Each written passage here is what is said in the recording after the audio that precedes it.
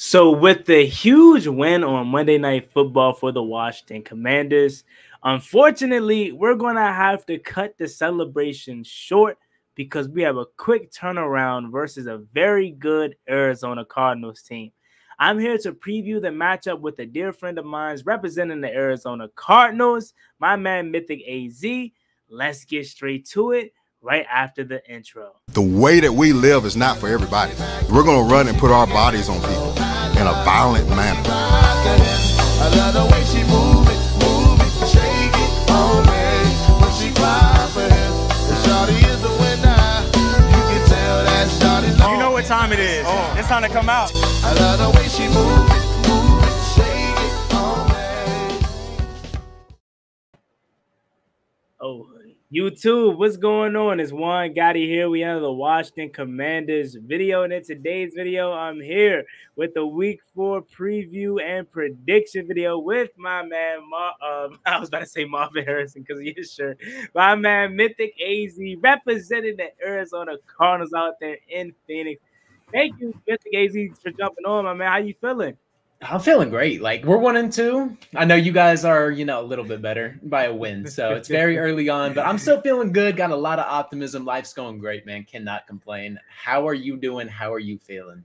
Man, I can't even put into words how excited I am. Like, even as an Arizona Cardinals fan, you probably haven't had as much success as you would like personally, but you've had some playoff berths. You've had some times where you won the NFC West and Kyler Murray, Rookie of the Year, Kyler Murray, potential MVP. Like, you've had success. Me, in all 21 years of my life, I have not had a feeling like I'm feeling right now. I would be lying to you if I said I expected yesterday to go how it did, but yesterday proved to me that this is no longer a rebuild this season. We actually can make something out of this season, given, as we both know, the NFC is not that strong.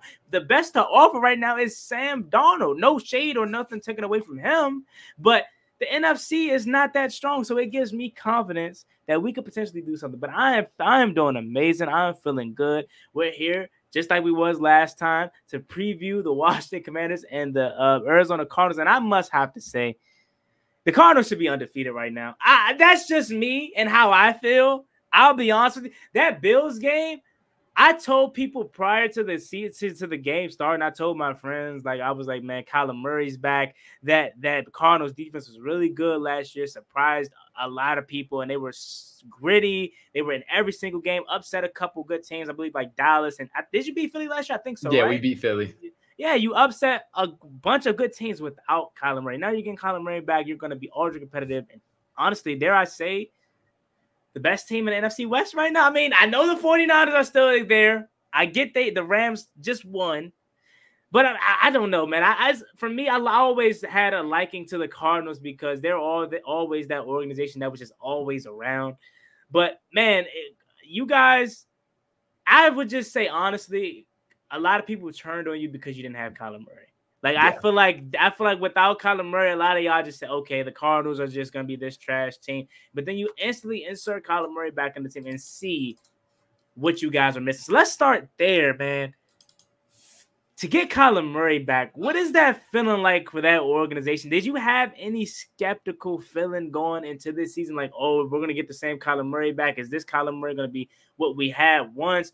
Or is this going to be somebody that is going to feed into the social media critics? The social media critics are heavy on Kyler Murray. I mean, whether it's true or not, they love making up stories about Kyler Murray. So what is that feeling like there in AZ with that fan base getting your guy K1 back? I can't speak for everybody, but for me personally and what I see in the comments, I say there's like 85% of the people backing Kyler. They love what he does on the field, but there's always going to be those people who are coming for him, just can't stand him for whatever reason. But I feel like that's everywhere. Kyler Murray, for some reason, is like the most targeted quarterback on social media. Call of Duty jokes. You can't get away from the midget jokes. You can't get away from whatever. He'll always get criticized because of how moody he was in the beginning of his career, or the attitude problems that everybody thought he had. And they're speaking on his character for people that don't know who he is. And I feel like there has been a massive step in maturity, like the way he handles himself in post-game interviews, post-game conferences. It's way different. He takes accountability. So I think Kyler Murray's done everything in his power to be fantastic. Now, last game might not have been great. That is against one of the best defenses in the league. But the first two games, I don't think people are really tapped into what they're watching. Like week 1, we lost. People tried pitting that on Kyler, and I'm like, you just aren't watching the same game that I'm watching because he played fantastic. We were a pass interference away from getting to the goal line, potentially pounding that in and winning that. We were down 6 points. Yeah. So I don't know. I think people aren't really giving us the credit. And I like that you mentioned that we should be undefeated. The Lions game is also a swing game. I mean, we're not going to talk about the pick 6 at 2 minutes and 1 second that they just blew dead before the play even happened. Hate that. Cannot stand it. It just, watching that game, it frustrates you because it's like, that's a game that just slipped away again. That's 2 already. And then we dominated the Rams, who beat the 49ers. Yeah. They beat San Fran. I don't know where we stand in all this, but I don't know. The NFC West is up for grabs. Seattle's 3-0 at the top. No one saw that coming. I have Seattle finishing 7-10. They're just sitting here coasting. 3 easy teams. 2 was not playing against the Dolphins. I don't know what's wrong with Miami, but it's just so weird. The NFC up for grabs, and you guys are still one. So, and I know we're probably on the high horse right now after watching Jaden Daniels, 2 incompletions yesterday, absolutely dominate Cincinnati, throwing a touchdown at the end of the game to secure the dub. I know you're feeling good. My friend's a Commanders fan. I know the excitement level. I know what that's looking like, and I'm assuming it's the same for you. No, man, definitely. I mean, you talk about the excitement level. You've been down this road before with a rookie, Kyler Murray, that ultimately went on to win Offensive Rookie of the Year. So you've had this feeling before. But as I mentioned at the top of the show, we haven't had no recent success. We made it to the playoffs in 2020. Okay, that was only because the rest of the division was trash. We were 7-9. Before that, 2015 and 2016 are the only 2 years of a stretch where I've seen consistent potential winning with Kirk Cousins. Then obviously 2012 RG3. None of that ultimately turned into anything. So to see something in front of your eyes where it seems sustainable with, Dan Quinn having trust in this young quarterback to constantly go for it on 4th down, not just 4th and 1, 4th and inch, 4th and 4. Jaden Daniels looked over and said, let's go, let's go, let's go. It was no thought, it was no question if we were going to go for it or not. 4th and 4, and you pick it up. And then obviously the play of the game to seal the victory. Deep shot, taking an absolute lick, knowing that he was going to take that shot and delivering an absolute bomb to Terry McLaurin. It was just so unreal. And just I shedded a tear because I'm like, this is a feeling that we can actually get used to. We don't have to worry about going back to the old Washington because we have a quarterback and we have a regime. We no longer have Dan Snyder. We have a regime that actually cares and actually sees this team and moving it into a positive direction. Now, I did honestly forget about Seattle just because I don't want to say their 3-0 start is fluke or it's just I just haven't worried about Seattle because it's just I'm not even paying attention to them. They've been flying under the radar, but they are 3-0. But as far as fun, talently watch-wise, I feel like the Cardinals should at least be 2-1, maybe. If you want to say that Lions game, their defense is really good or whatever. But you guys' record, and it's still early, 1-2. You can look back and y'all could turn out to be 11-6, something crazy, something good. But 1-2, you guys definitely are better than that. And this is a game that going into it, I thought we would win. But after seeing the way you guys played, I'm and I know our team is different from last year, but I'm we barely beat them last year with no Kyler Murray. That defense was crazy. So I can only imagine the energy that you guys would be bringing. You guys are now at home, where Arizona has always been kind of a tough place for us to play. Kyler Murray, last time he played you guys in Arizona, gave us the business. So I know it's going to be a tough game for us, to say the least. But it's going to be a fun one. I'm already predicting a shootout because I know our defense can't stop nothing. You guys' defense are good with Jonathan Gannon at that time. Our defense can't stop a lick. So the only way that we stand a chance against you guys is doing what we did against Cincinnati yesterday. And that was going crazy, putting up 30-plus points. But I do want to take some time to talk more about your squad and your rookie. We talked about my rookie. Now let's talk about your rookie, the shirt you're repping right now. Marvin Harrison Jr. Now, he was Kyler Murray was highly criticized in the beginning, which I didn't see the clip, and I would like for you to speak more on that. I feel like that was blown out of proportion. What was it? Was it blown out of proportion as far as what he said about it's not his job to give him the ball? Was that taken out of context? And how is that connection to chemistry with Marvin Harrison Jr. and Kyler Murray? And just overall, your feeling about your draft pick thus far, MHJ? See, that it's such an overblown narrative because when you're sitting here and you hear it's not my job to get somebody the ball like that, of course, we live in a world where clicks are like the most obtainable thing. That is what everybody wants. That's what everyone's striving for is how can I get the most clicks, even if it's clickbaity. So the whole quote was, it's not my job to get him the ball. I'm playing within the scheme, whatever Drew Petzing, like I trust Drew Petzing to put us in the position. I'll make the reads.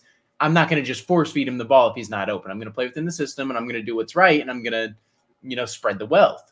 But like he says, it's not my job to get him the ball. And it's just like, oh my gosh, Kyler Murray just hates Marvin Harrison Jr. Then the quotes that come out in the days after is, I have full trust in Marvin Harrison Jr. That comes out. Marvin Harrison says, our relationship's going to continue to get stronger. We're working together every single day. And it's just like, that will never get posted on the national media. Like, oh, Kyler Murray speaks up for Marvin Harrison Jr. Oh, says that he has full faith and optimism that they'll be better in week 2. And I think the best thing about that narrative is what shut everybody up is look at what happened in week 2. So, yeah. I mean, obviously it is his job to get him the ball, right? He's the quarterback. He understands that. It's just a misspoken quote. Like it's what he said, but it's taken out of context, if that makes sense. Because in week 2, Marvin Harrison Jr. shut everybody up. First quarter, 4 receptions, 130 yards, and 2 touchdowns. I think that was just a silencer right there. It's just like, okay, the bust allegations gone. The jitters, the rookie jitters, gone. Like, you can't say nothing. Someone puts 130 yards, it's kind of like, okay, I got to shut up. So I feel like that's what happened with the media. And you see all the praise of Marvin Harrison Jr. It was a complete flip of a narrative. So it was kind of nice to see. And if we could have won against Detroit, oh, my goodness. Oh, my goodness. I figured that. Kyler Murray, although he's had, past issues with the maturity level and stuff like that, that just didn't strike me like that's a Kyler Murray kind of comment. And I figured, as they often do, they blow stuff out of context and make it bigger than what it actually was. And man, you guys are going to be a problem offensively with Kyler Murray and Marvin Harrison Jr. and obviously James Conner ability to run the ball.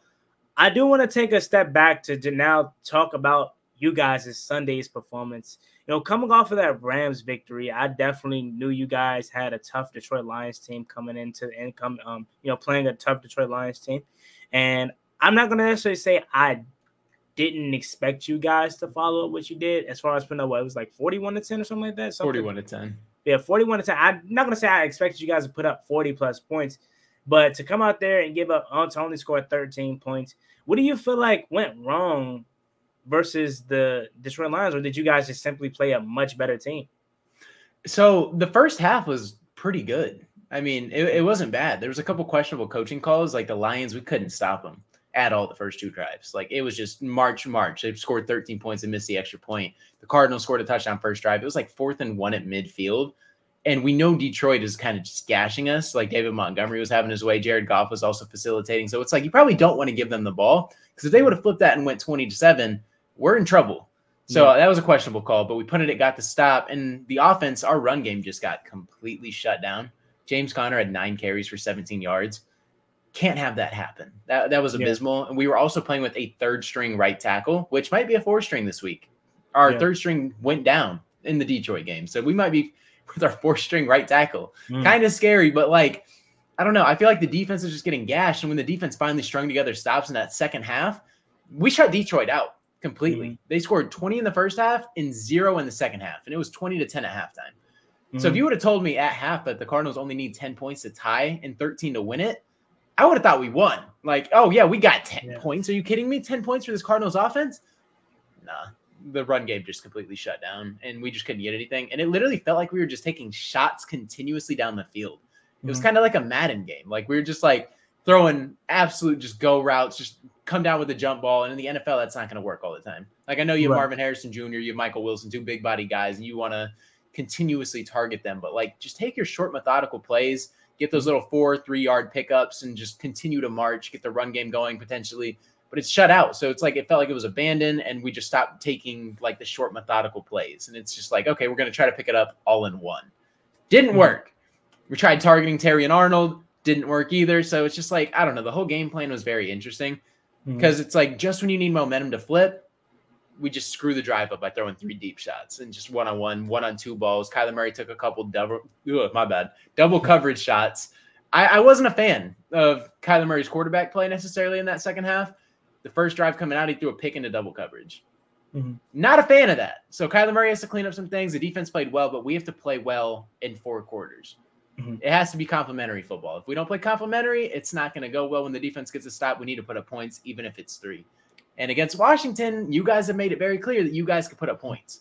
Yeah. So, especially last game. If anything, last game is very indicative because you guys put up like, I think it was 20-21, and then you guys spazzed for what, 38 yesterday? Yeah. So you guys have been scoring in the 20s, and then against Cincinnati, who's kind of weaker on the defensive side of the ball, I would say you guys clearly made it known that points can be scored with a rookie quarterback.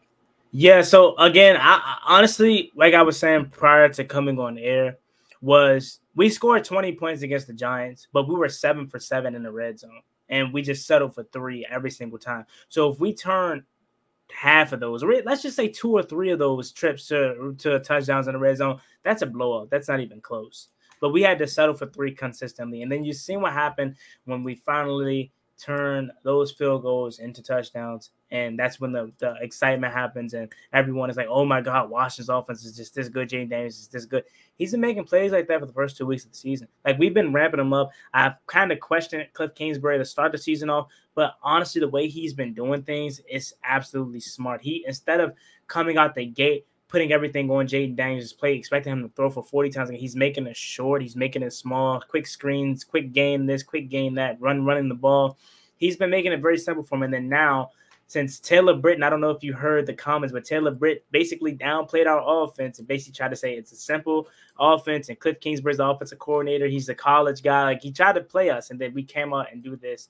So, yeah, we're capable of putting up points. The thing that scares me about this game, as you mentioned, is our defense. Our defense is very, very bad. Like, it is absolutely trash, and that scares me for a team that Arizona is capable of putting up equally as not, if not more points than us. Yeah, they had a lackluster offensive performance in the second half last game versus the Lions, but that's a Lions team, again, NFC Championship from last year, and a very good defensive Lions team. So I fully expect you guys to be able to move the ball on us, be able to score the ball on us. I expect James Conner to go crazy on the run game. I mean, we had Zach Moss looking absolutely crazy yesterday. Chase Brown, Devin Singletary, like everybody's we faced, Bucky Irvin in week 1. Like, you can run the ball on us. So I fully expect James Conner to go crazy. I expect Kyler Murray to be able to kill us, run around, backyard plays. Like, he's always killed us. So I'm fully expecting us. The way we have to win this game on Sunday is if we can outscore you guys. And I don't know if that's sustainable every single week. There's going to be a week where we don't put up 30-plus points. Is this the week potentially giving how good your defense is compared to ours? Now, I do want to hear from you, your side of things. What is your injury report looking like? I know you already talked about a rookie right or a right tackle being on like your 4th one. Is there any other notable potential outs, questionables thus far this week? Well, Zay Jones has been suspended for the first 4 weeks. We're not going to see him in this game. Darius Robinson, who was our first-round pick, has been out. He's been placed on IR since week 1. So you're not going to see either of those guys, unfortunately. Everyone else seems to be fine, I believe, if I'm not mistaken. I don't know what the injury report's looking like. But right tackle, I mean, with how bad your guys' defense has been, ours has been kind of similar. So Josh Allen gave us the work. And then, I mean, we stepped up in the second half against Detroit, but we couldn't stop the run. They almost had 200 yards combined. And then the Rams, I mean, just shut out. You know what I mean? Like, I don't know what happened there exactly because they beat the 49ers without Cooper Kupp. So I don't – or was it without Cooper Kupp? I don't know. Yeah, it was out without Cooper Kupp and Puka Nacua. Yeah, it's crazy because that's one of the best teams in the NFC West apparently, and just they beat them by a field goal. So it's crazy because that same team that we dog won the next week.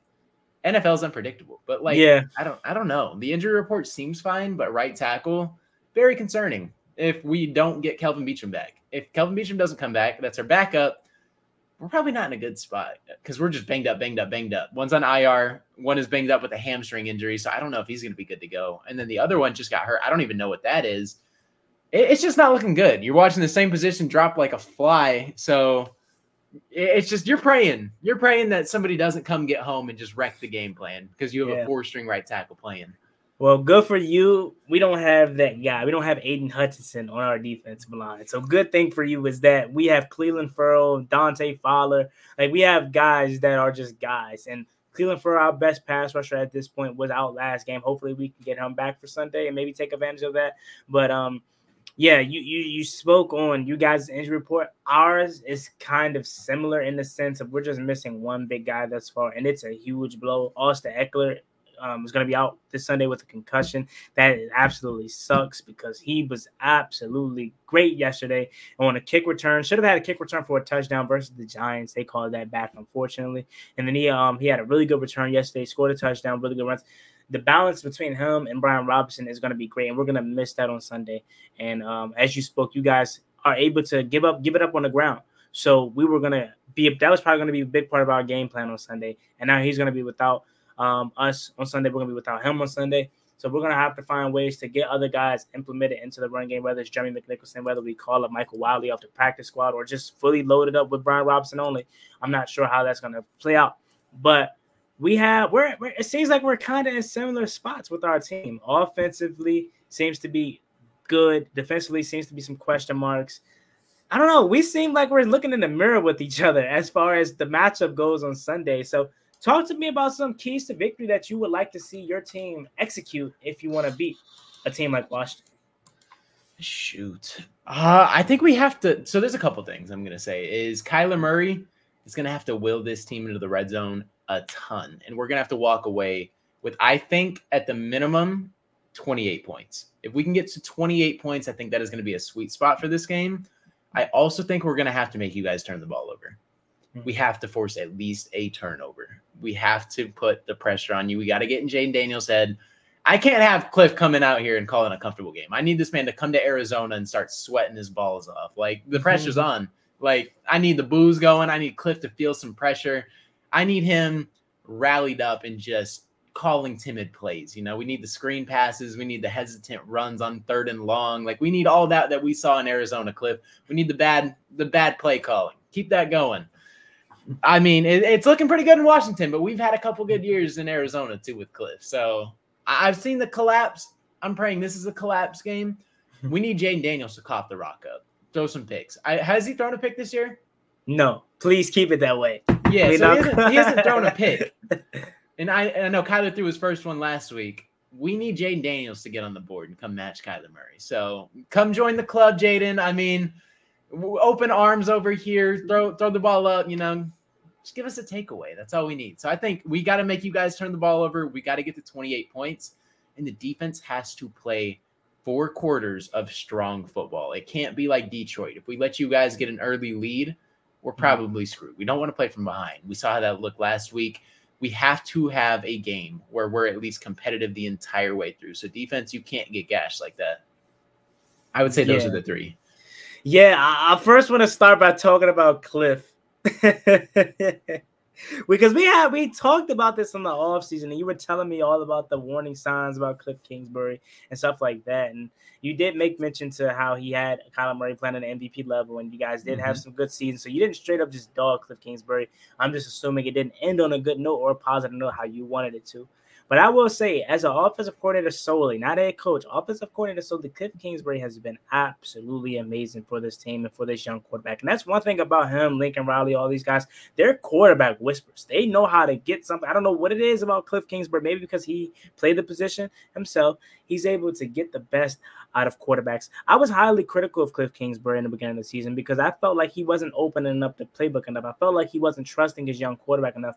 But I needed to quickly shut my mouth because he was allowing his young quarterback to go through the progressions, allow his young quarterback to he was making it simple for Jaden Daniels. He wasn't forcing everything down the field. And after Jaden Daniels took a big hit and got the wind knocked out of him versus the Giants, that's when things opened up for him. That's when I started to see Cliff allow him to make plays, throwing down the field, middle of the field. Noah Brown has been an absolutely great signing for us. And Cliff has been a masterclass. Yesterday, I'm pretty sure you watched it because it was prime time. He put on a clinic. The play call, only 2 incompletions. I know a lot of that is due to just Jaden Daniels' ability to not incomplete the ball or make bad decisions, but you got to give the play calling some credit. Cliff Kingsbury was deeply in his bag yesterday, and he did this one creative run where I think he brought a receiver in motion behind the quarterback, and it was like a fake end around into a draw. or something like that, something collegey. It was very good play calling. I only went for like 4 or 5, but it was very good because stuff like that doesn't happen at Washington. So needless to say, hopefully Cliff doesn't get timid with the play calling. Hopefully he goes back to Arizona with a chip on his shoulder, knowing that is a place that he used to coach. Maybe he's out for blood. Maybe he wants to get some get back because you guys fired him and it didn't go as pretty. So hopefully he continues to do what he does. As far as the rest of your other 2 points, you are going to have to force Washington to turn the ball over. Hopefully that doesn't happen because Jaden Daniels has not turned over the ball just yet, and I'm hoping that continues to happen. Hopefully he plays clean football, and we are able to get out of Arizona with a victory. And I think, what was your last point again? I believe you talked about the defense has to play 4 quarters straight of solid football. You can't just get gashed early on, because I know Brian Robinson had a terrible game yesterday. Awful. Like, the run game for you guys was not good. You had like 32 carries for like 100-something yards. It wasn't great performance. Brian Robinson got shut out completely, and he got a good amount of carries, but like, we can't get gashed. If we get gashed, it's going to be tough, especially early on. Exactly. Yeah, the run game just wasn't there yesterday for us, to be honest with you. We can't, and that's coming off of a game where Brian Robinson had a historic day, 123 rushing yards. So the run game was not there for us, unfortunately. But again, we're going to have to establish that to help to stay balanced. Because now the league is on notice. The league knows Washington can pass the ball. The league knows we can put up points. So we're going to have to stay balanced or find some type of balance. And again, that's why I believe Austin Eckler being out is going to be a huge blow. But hopefully we can find a way to have some success on the ground against you guys up front. Now, to close out the show, I do want to give my my keys to victory against you guys. And then we're going to give our final prediction. And then we're going to call it a show. And best of luck on Sunday. So my keys to victory against you guys is we're going to have to find a way to limit Kyler Murray and his ability to kill us outside of the pocket. I mean, single-handedly destroyed us the last time we played him 4 years ago. I know it was 2020, 4 years ago, but the guy was just ridiculously amazing that year or that game against us. Ability to move around the pocket, just make backyard plays, just making all the right reads. We're going to have to find a way to limit that. It's not going to be able to get stopped. Similar to Jaden Daniels, Jaden Daniels is going to be able to run around. He's going to find some creases. That's going to happen with Kyler Murray. But if we can limit those plays and finally show up in some capacity, because I'm just like you. I need my team to show up all 4 quarters. We haven't shown up not 1 quarter at all. We need to find a way to limit Kyler Murray, because if we give him time all day, he's going to end up finding something, because he's going to end up rolling out left, rolling out right, scrambling, either going to take off or find Marvin Harrison Jr. or somebody else wide open. And it's going to be a long day for us. So we're going to have to find a way to contain Kyler Murray. And it's going to be a tough ask because our defensive line has been absolutely garbage. No one there. So I really don't see us doing that. But that's the first key to victory. Second key to victory is finding a healthy balance. Again, I just mentioned that prior to getting into my keys to victory, is that teams know Washington is going to want to pass the ball now. Teams know Washington is able to put up points. So if we're going into the game knowing that they're going to try to hone in on that. So that's when Brian Robinson, Jeremy McNichols, the running game, Jaden Daniels with his legs, he may have to have a game like he did. I want to say, was it week 1? Where he put up a historic rushing day. He may have to have one of those days where the run game may be a big reason why we win, because I know you guys are going to be keen on trying to stop the passing game, especially knowing what we put up against Cincinnati. So that's my ability. My second key to victory is finding a healthy balance. And then last but not least, we need to get off the field on third downs. Third downs is a position where the game is won, in my opinion, right? When your games are won when your ability to get off the field on third downs. If we allow Arizona to extend these drives, picking up constant third downs, they're a team that is going to cash it in the red zone. We kind of got bend but don't break defense mentality right now. We allow teams to drive down the field, but we always end up stopping them for a field goal. That doesn't strike me as the case, especially having a guy like Marvin Harrison Jr., who I think is going to have a field day on Sunday. He's going to probably go over for 100 yards, maybe 2 touchdowns. He's going to have a field day. So having your successful, offense in a sense win on, I don't think we're stopping you guys in the red zone. I think you guys are going to be a team that is going to be able to turn those red zone trips into touchdowns. So we're going to have to find a way to get off the field on third down. And then flip side to that, Cliff Kingsbury is going to have to continue to do what he's doing, and we're going to have to find a way to turn our points into touchdowns like we did last week versus the Bengals if we want to have success against you guys. We cannot have another Giants game where we're making all these trips down into the red zone and settling for 3. We're going to have to turn those points into touchdowns, and I think that is a way for Washington to get this victory. So with that being said, I am going to start with the prediction total and who I believe is going to win this game. This is a very tough one for me because this is going to be a shootout. I fully expect it to be. I don't think Washington stands a chance if we have to rely on our defense, unfortunately. So I'm going to go ahead and say Washington finds a way to sneak out the victory 31-28 on a Austin Seibert field goal. And another game where Washington's defense struggled to get off the field, but Washington's offense prevailed yet again. And Jaden Daniels leads us to yet another game-winning drive. Washington wins 31-28. What says you, Mythic AZ? Go ahead and take it away. So you brought up efficiency, right? And I want to touch on that real quick. The Cardinals on third down were 1 for 9 on third and 0 for 2 on fourth. I mentioned that in my video. That is why we lost. Yeah, can't take shots on third down like that. We have to clean that up. But I do agree. I think Marvin Harrison is in for a massive day. I'm telling you, he is. Our secondary is food. As a Washington Commanders fan and still thinking that we have a chance to win this game, he is going to go crazy. I'm thinking 85+ yards, 5+ receptions, and a touchdown. Like, I think those are pretty fair numbers. And I know a lot of teams can shade over 2 and cover him, but like, I don't know. I'm just feeling. I think he's going over 100 yards. Yeah, I'm thinking 8+ targets, 85+ yards, and a touchdown. I'm going to say the Cardinals walk away with this. I'm going to go 28-20. I think the Cardinals are going to find some defensive success. We're going to lock in. We're going to kill you guys on time of possession. We're going to pound it in when it matters. And we're going to have a time of possession of like 38 minutes this game. We're not going to let you guys have the ball. We're not going to let you dissect the defense. The defense is going to come up huge, and we're going to win the game. I'm feeling good. I'm feeling good about Marvin Harrison Jr., like you said. Brian Robinson kind of scares me a little bit. But outside of that, like, I don't know. Jaden Daniels, I'm feeling good about it. You are? Okay. Hey, look. Y'all got Marvin Harrison. We have Terry McLaurin. Tomato. No one. Who's going to stop Terry? That's all I'm saying. We don't have no one to stop Marvin Harrison. Terry McLaurin just coming off of his best game, and I think their confidence is going to continue to brew together, similar to Kyler Murray and Marvin Harrison. So I feel like that's why I think it's going to be a shootout, because I just think it's going to be an offensive clinic, and whoever has the ball last is going to be the team to win. But I respect your opinion. I respect your prediction. And that is who you have winning the game. That is who I have winning the game. Make sure you guys check out Mythic AZ. Link down below in the description. Any final words for the people? Let them know where they can find you and let them know all about you. You can find me on X. I believe it's iMythicAZ, on Instagram at It's Mythic AZ, and then YouTube is obviously where I post every single day. That's going to be just Mythic AZ. If you guys want to check me out, NFL, Arizona Cardinals related content, I would appreciate it, man. I'm on the road to 7,000 subscribers. We are 200 away. Also subscribe, man. Juan Gotti on the road to 8K. Smash it. Smash that subscribe button for Washington Commander stuff, man. Appreciate you for having me on. Of course, man. Every year we play you guys. This is my go-to Cardinals guy. And honestly, NFL guy. His videos is quality content, comedy content. He's a great YouTuber, you guys. Even if you're not an Arizona Cardinals fan, you're going to want to check him out. His link is down below in the description.